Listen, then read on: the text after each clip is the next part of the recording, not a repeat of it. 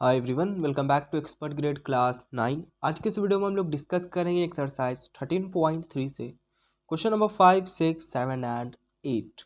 ठीक है, तो स्टार्ट करते हैं क्वेश्चन नंबर 5 से। क्वेश्चन नंबर 5 है हमारा, what length of tarpaulin 3 metre wide will be required to make conical tent of height 8 metre and base radius 6 metre. Assume that the extra length of material that will be required for stitching margins and wastage in cutting is approximately 20 centimeter. Use pi is equals to 3.14।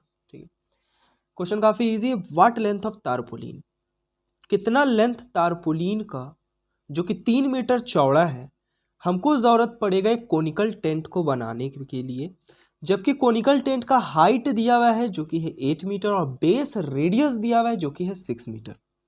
और हमको assume करने बोलता है जो भी extra length, जो भी material यानी तारपुलिन का जो भी एक्स्ट्रा लेंथ स्टिचिंग मार्जिन में जा रहा है, यानी कि वेस्ट हो रहा है स्टिचिंग मार्जिन में, वो कितना हो रहा है 20 सेंटीमीटर हो रहा है। मतलब जो भी सिलाई करने में मार्जिन जा रहा है वो कितना हो रहा है 20 सेंटीमीटर हो रहा है। ठीक है, और कहता है पाई का वैल्यू हमको 3.14 यूज़ करना है। तो क्वेश्चन को एक बार अच्छे से समझते हैं। तारपुलिन है एक हमारे पास, मान लेते हैं ये एक तारपुलिन है। ठीक है, जो कि कितना चौड़ा है, 3 मीटर इसका चौड़ाई है, यानी कि ये 3 मीटर चौड़ा है। और हमसे पहला क्वेश्चन यही पूछा है, what length of tarpaulin, tarpaulin का क्या लेंथ होगा वो हमसे पूछा है। इसको एल मान लेते हैं, एल नहीं मानते, इसको कुछ और मान लेते हैं, एक्स मान लेते हैं। ठीक है, इसको हम एक्स मान लेते हैं क्योंकि एल तो फिर स्लैंट हाइट भी हो जाएगा ना, इसीलिए इसको हम एक्स मान लिया कि एक्स क्या है, तारपुलिन का लेंथ है। तो हम यहाँ पे लेट कर लेते हैं, let the length of tarpaulin, PAU होता है, sorry, tarpaulin be x metre. ठीक है, यहाँ पे भी स्पेलिंग रॉन्ग हो गया, PAU होगा। ठीक है, let the length of a tarpaulin be x metre, x metre हम मान लिए तारपुलिन का लेंथ को। ठीक है, अब आगे क्या बोलता है कि इस तारपुलिन को यूज करके हम बना रहे कोनिकल टेंट जो कि कितना है, हाइट है 8 मीटर और रेडियस है 6 मीटर। तो अब कंसेप्ट समझिए क्वेश्चन बनेगा कैसे। ठीक है, जो कि समझना काफी ज्यादा जरूरी है। इस कोन, ये जो मान लेते हैं ये जो कोन है, मतलब यही टेंट बन के आएगा जो कि 8 मीटर जिसका हाइट है और बेस का रेडियस है 6 मीटर। ठीक है ना, तो जितना इस कोन का कर्व्ड सरफेस एरिया होगा उतना ही एरिया तारपुलिन हमको यूज कर रही, उतना ही तारपुलिन ना हम यूज करेंगे इसको बनाने के लिए। तो क्या इसका जो कर्व्ड सरफेस एरिया होगा और जो तारपुलिन का एरिया होगा वो बराबर होगा, होगा ना, दोनों का एरिया, क्योंकि इसी तारपुलिन को हम लगा रहे हैं ना इसके कर्व्ड सरफेस में, तो जो कर्व्ड सरफेस एरिया वही तारपुलिन का एरिया। ठीक है, यहाँ समझने वाली बात है, जरा समझने का कोशिश कीजिए, एक बार अच्छे से समझिए। ठीक है, जितना इस कोन का कर्व्ड सरफेस एरिया होगा उतना ही तारपुलिन का होगा। क्यों? क्योंकि तारपुलिन ही को हम इसके कर्व्ड सरफेस में लगा रहे हैं ना, बेस में तो लगाते नहीं है टेंट बनाने में। ठीक है ना, तो हम सबसे पहले इसका कर्व्ड सरफेस एरिया निकालने की कोशिश करेंगे इस कोन का। ठीक है, जबकि हमको एच पता है। Now height of a cone, height of a cone, cone का हाइट हमको पता है जो कि है 8 मीटर और रेडियस भी पता है, रेडियस ऑफ अ कोन भी हमको पता है 6 मीटर। ठीक है, तो हम इसका एल निकालेंगे क्योंकि हमको एक कर्व सरफेस एरिया निकालने में स्लैंट हाइट का भी ज़रूरत होता है। तो एल का क्या होता है value, root under h square plus r square. ठीक है, एल, एल एच, एच यानी कि 8, 8 का स्क्वायर हो जाएगा 64 और आर यानी कि 6, 6 का स्क्वायर हो जाएगा 36, दोनों को ऐड करेंगे तो 100 आएगा, तो रूट 100 जो कि होता है 10। तो स्लैंट हाइट कितना आ गया, 10 मीटर आ गया। तो हम curved surface area of cone निकाल सकते हैं यहाँ पे, या फिर टेंट लिख सकते हैं आप, कोई प्रॉब्लम नहीं है वैसा। तो नाउ CSA ऑफ कोन कितना हो जाएगा, पाई आर एल। ठीक है, तो पाई का वैल्यू हमको 3.14 यूज़ करना है, क्वेश्चन में पहले से दिया हुआ है। तो और रेडियस है 6 और एल है 10। जब हम तीनों को मल्टीप्लाई करेंगे तो मेरा आएगा 188.4 मीटर स्क्वायर। देयरफॉर यहाँ पे हम लिख सकते हैं area of tarpaulin required to make tent area of tarpaulin required to make tent is equals to 188.4 metre square.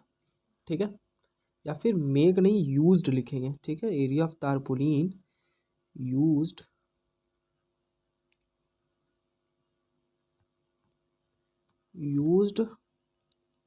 For tent for the tent. ठीक है, area of tarpaulin used for the tent is equals to 188.4 metre square. तो अब हम यहाँ से क्या conclusion निकाल सकते हैं? अब हम जानते हैं now breath of a tarpaulin. ठीक है, तारपुलिन का विड्थ या बोलिए या फिर ब्रेथ बोलिए, बात बराबर है। तो ब्रेथ ऑफ अ तारपुलिन जो कि दिया हुआ है हमको 3 मीटर। ठीक है, तो हम बचपन में ये फॉर्मूला पढ़ चुके हैं कि लेंथ ऑफ अ रेक्टेंगल कितना होता है, एरिया बाय ब्रेथ। तो यहाँ पे हम कैसे अंदाज लगा पा रहे हैं कि मेरा जो तारपुलिन है वो रेक्टेंगुलर शेप में, कैसे लगा पा रहे हैं? ज़रा सोचने का कोशिश कीजिए कि लेंथ हमको पूछा है, ब्रेथ दिया हुआ है, तो लेंथ और ब्रेथ का कंसेप्ट आया तो इसका मतलब वो तो रेक्टेंगल है। ठीक है ना, तो यहाँ पे ब्रेथ ऑफ तारपुलिन दिया हुआ है तो हम यहाँ पे लेंथ ऑफ तारपुलिन निकाल सकते हैं। लेंथ ऑफ तारपुलिन क्या हो जाएगा, एरिया बाय ब्रेथ।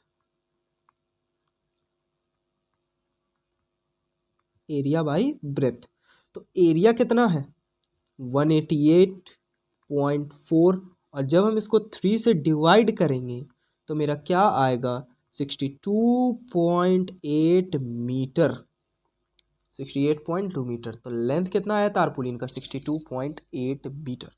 अभी भी ये पूरा आंसर नहीं है। ठीक है, अभी भी ये पूरा आंसर नहीं है। अभी भी क्वेश्चन में हमको दिया हुआ था कितना तारपुलिन वेस्ट हुआ इसको स्टिचिंग मार्जिन में। ठीक है ना, 20 सेंटीमीटर वेस्ट हुआ है, तो वो भी 20 सेंटीमीटर ना हमको इसमें ऐड करना पड़ेगा, तब ना हम पूरा लेंथ बता पाएंगे कि इतना लेंथ का था मेरा तारपुलिन। ठीक है, जो वेस्ट हुआ उसको भी तो ऐड करेंगे। तो यहाँ पे हम लिखेंगे extra material required for stitching margins and cutting. यहाँ पे लिखेंगे द एक्स्ट्रा मटेरियल लिख सकते हैं या फिर तारपुलिन भी, required for stitching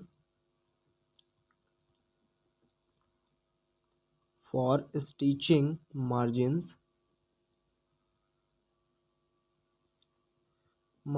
and cutting. Stitching margins and cutting में कितना लग रहा है आपका 20 सेंटीमीटर, यानी कि 0.2 मीटर, क्योंकि सब मीटर में था तो इसको भी मीटर में चेंज करना पड़ेगा। So the total length of tarpaulin are, so the total length of tarpaulin are कितना हो जाएगा टोटल लेंथ तारपुलिन का, ये 0.2 इसमें हम ऐड कर देंगे उसका लेंथ, जो भी लेंथ मेरा आया कितना आया 62.8 आया, 62.8, तो इतना मीटर। ठीक है, दोनों को ऐड करने से आएगा आपका 63 मीटर। ठीक है, कितना आएगा 63 मीटर। तो लेंथ ऑफ तारपुलिन कितना है 63 मीटर। थोड़ा लेंदी क्वेश्चन था लेकिन इजी है। आई होप आप लोगों को समझ में आया होगा। नेक्स्ट क्वेश्चन देखते हैं। नेक्स्ट क्वेश्चन है the slant height and the base diameter of a conical tomb are 25 metre and 14 metre respectively. Find the cost of white washing its curved surface at the rate of ₹210 per 100 metre square. हमको दिया हुआ है slant height और diameter. किसका दिया हुआ है? एक कोनिकल टॉम्ब है जिसका स्लैंट हाइट 25 मीटर दिया हुआ है और उसका डायमीटर 14 मीटर दिया हुआ है. तो हमको बोलता है उस टॉम्ब को वाइट वॉशिंग करने में, उसका कर्व्ड सरफेस को वाइट वॉशिंग करने में हमको कितना खर्च बैठेगा, जबकि हमको दिया हुआ है कि ₹210 हमको लग रहा है हर पर 100 मीटर स्क्वायर में, मतलब ₹210 पर मीटर स्क्वायर हमको कॉस्ट बैठ रहा है. ठीक है ना. तो सबसे पहले हम इसका कर्व्ड सरफेस एरिया फाइंड करेंगे इस कोनिकल टॉम्ब का. तो इस कोनिकल टॉम्ब का कर्व्ड सरफेस एरिया फाइंड करने के लिए हमको तीन चीज़ चाहिए. पाई आर एल. पाई का वैल्यू 22/7. रेडियस निकाल सकते हैं क्योंकि हमको डायमीटर दिया हुआ है और एल भी हमको दिया हुआ है. तो यहाँ से एल हमको दिया हुआ है कितना, 25 मीटर, और डायमीटर हमको दिया हुआ है 14 मीटर. तो रेडियस हो जाएगा आपका 7 मीटर. ठीक है ना. अब हमको हाइट नहीं पता, हाइट का तो ज़रूरत नहीं है, तो नाउ लिखेंगे CSA of conical tomb. Conical tomb का CSA मेरा कितना हो जाएगा, पाई आर एल. तो पाई है 22/7, रेडियस है 7 और एल है 25. 7 से 7 कट गया, 22 इंटू 25. 25 टू जा 50 का 0, हैंड में 5, 25 टू जा 50 मतलब 550 मीटर स्क्वायर. ठीक है. अब लिखेंगे हम यहाँ पे now cost of white washing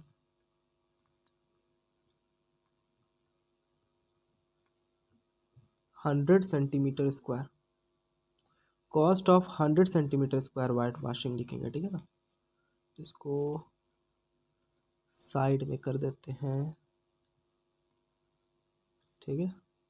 cost of 100 metre square white washing, 100 metre square white washing करने का कॉस्ट कितना हो रहा है, ₹210. 210.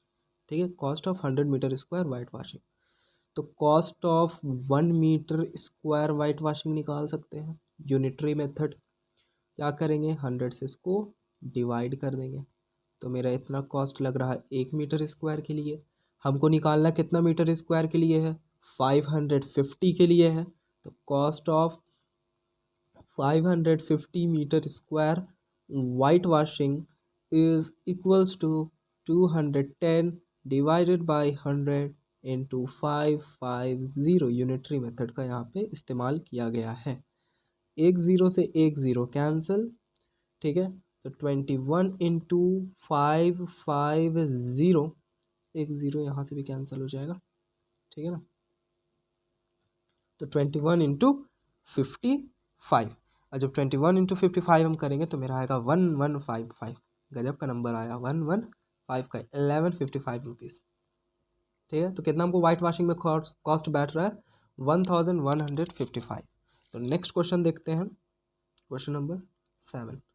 क्वेश्चन नंबर 7 है हमारा, a jokers cap is in the form of a right circular cone of base radius 7 centimeter and height 24 centimeter. Then find the area of a sheet required to make a 10 such caps. एक joker का cap है जो कि एक right circular कोन के shape में है, जिसका बेस का रेडियस है 7 सेंटीमीटर और उस कैप का हाइट है 24 सेंटीमीटर. हमको बोलता है एरिया ऑफ शीट फाइंड कीजिए 10 कैप बनाने के लिए. 10 कैप बनाने में कितना हमको एरिया ऑफ शीट रिक्वायर होगा. ठीक है.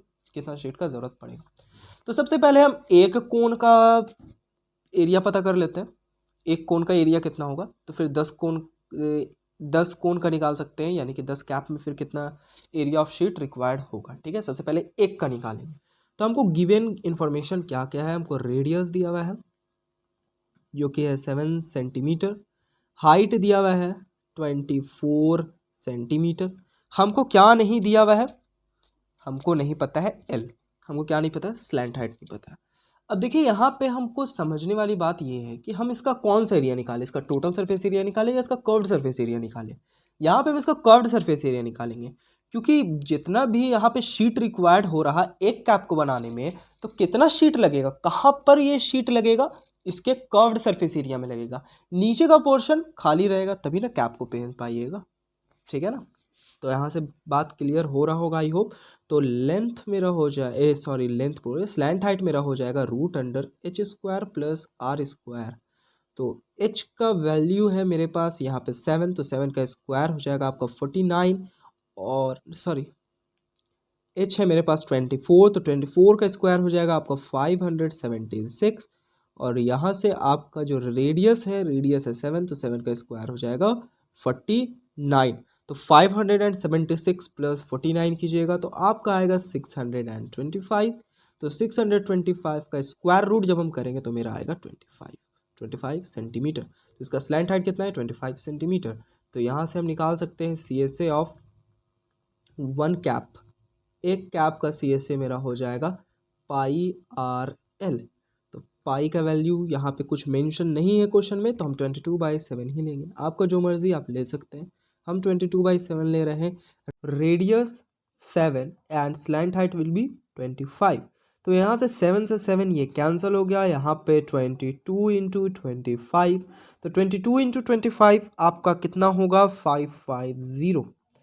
550 सेंटीमीटर स्क्वायर। तो यहाँ से हम एक कैप का तो कर्व सरफेस एरिया निकाल लिए, लेकिन हमको निकालना कितने कैप्स के लिए है, 10 कैप्स के लिए।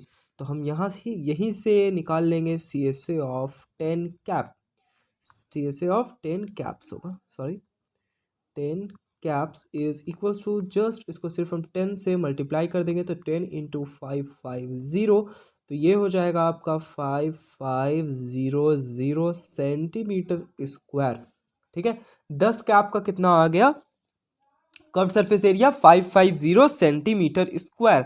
तो कितना शीट लगा 10 कैप को बनाने में, कितना एरिया ऑफ शीट लगा, 5500 सेंटीमीटर स्क्वायर, यानी 5500 सेंटीमीटर स्क्वायर। क्वेश्चन नंबर 8 देखते हैं। क्वेश्चन नंबर 8 है हमारा, a bus stop is barricaded from the remaining part of the road by using 50 hollow cones made of recycled cardboard. Each cone has a base diameter 40 cm and height 1 meter. If the outer side of each of the cones is to be painted and the cost of painting is ₹12 per meter square, what will be the cost of painting all these cones? Use pi is equals to 3.14 and take root under 1.04 is equals to 1.02, ठीक है। Question में हमको दिया हुआ है एक bus stop है जिसको बैरिकेड किया गया है रोड से, ठीक है। जैसे मान लीजिए यहाँ पे आपका बस स्टॉप है, यहाँ पे आपका रोड है, तो दोनों को सेपरेट करने के लिए कुछ यहाँ पर बैरिकेड को लगाया गया है, ठीक है। टोटल कितने बैरिकेड को लगाया गया है, 50 बैरिकेड को लगाया गया है। और बैरिकेड को किस चीज़ से बनाया जा रहा है, कार्डबोर्ड से बनाया जा रहा है, रिसाइकल करके, ठीक है। और बैरिकेड किस शेप में है, कोन्स के शेप में है, ठीक है। और हर एक कोन का जो बेस का डायमीटर है वो कितना है, 40 सेंटीमीटर, और हाइट कितना, 1 मीटर है, ठीक है। If the outer side of each of these cones is to be painted and the cost of painting is ₹12 per metre square. हमको क्या करना है, ये जो जितना भी बैरिकेड है इसको बाहर से हमको क्या करना है, पेंट करना है। और पेंट करने में जो भी कॉस्ट हमको लग रहा है उसका हमको रेट दिया हुआ है, कितना रेट है, ₹12 पर मीटर स्क्वायर, यानी हर एक मीटर स्क्वायर के लिए कितना कॉस्ट हमको लगेगा, ₹12। What will be the cost of painting all this cones, तो हमको कितना कॉस्ट लगेगा ये पूरे 50 कोन्स को पेंट करने में। और हमको यहाँ पे यूज़ करने के लिए बोलता है पाई का वैल्यू 3.14, और टेक करने के लिए बोलता है रूट अंडर 1.04। 1.04 कहीं पे भी कैलकुलेशन में आएगा, इसीलिए उसका वैल्यू दिया हुआ है आप लोगों को, ठीक है। तो सबसे पहले हम CSA निकाल लेंगे एक कोन का CSA निकलेगा, तो 50 कोन का CSA हम निकाल सकते हैं 50 से मल्टीप्लाई करके। तो हमको कितना एरिया पेंट करना है वो हमको पता चल जाएगा टोटल, फिर उसको रेट से मल्टीप्लाई कर देंगे, मेरा आ जाएगा कॉस्ट, है ना। काफ़ी इजी क्वेश्चन है। तो यहाँ से हमको D पता है, डायमीटर जो कि है 40 सेंटीमीटर, तो यहाँ से रेडियस आपका आ जाएगा 20 सेंटीमीटर। जबकि आप देखिए यहाँ पे हाइट कितना है, हाइट किस चीज़ में है, मीटर में है, और रेट भी मीटर में है, तो हमको रेडियस को भी मीटर में चेंज करना पड़ेगा, ठीक है ना। तो इसको मीटर में चेंज करेंगे तो डिवाइडेड बाई 100 हो जाएगा और ये चेंज हो जाएगा मीटर में, 0 से 0 कैंसल आउट, तो ये हो जाएगा आपका 0.2 मीटर। तो रेडियस कितना आ गया 0.2 मीटर, हाइट कितना है 1 मीटर। ठीक है, तो सी एस ए निकालने के लिए हमको एल बी स्लैंट हाइट भी पता होने चाहिए। तो एल मेरा कितना हो जाएगा √h² प्लस r²। ठीक है ना, तो हाइट है मेरा 1, तो 1 का स्क्वायर 1 हो जाएगा और 0.2 का स्क्वायर हम करेंगे तो मेरा कितना आएगा 1.04, नहीं नहीं नहीं 0.04 आएगा, सॉरी। कैसे आएगा 0.2 का मतलब है ये 2/10 है, इसका स्क्वायर हम कर रहे हैं तो 2 का स्क्वायर हो जाएगा 4 और ये 10 का स्क्वायर हो जाएगा 100, तो ये हो गया 0.04। ठीक है, कैसे आया 0.04 समझ में आया। अब देखिए, तो अब इसको हम ऐड कर देंगे तो ये आ जाएगा 1.04 और देखा जाए तो √1.04 का वैल्यू हमको दिया हुआ है 1.02। ठीक है ना, तो यहाँ से इसका वैल्यू कितना आ जाएगा 1.02 मीटर। तो स्लैंट हाइट कितना आ गया 1.02 मीटर। तो C S A of 1 barricade, तो यहाँ से हम निकाल सकते हैं C S A of 1 barricade, 1 barricade,